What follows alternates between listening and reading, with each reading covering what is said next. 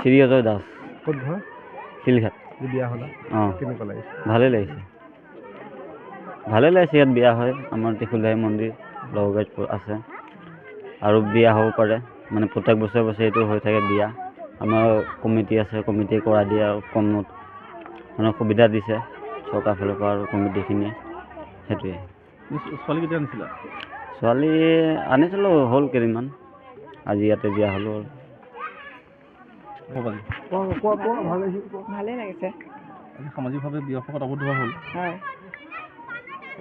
কিন্তু মনৰ অনুভৱ কেনেকুৱা? ঠিকে ভালেই লাগিছে। আৰু মদন গোৱালা। ত্ৰিশূলধাৰী মন্দিৰত বিয়া পাতিলে, হয়। কেনেকুৱা লাগিছে? ভাল লাগিছে।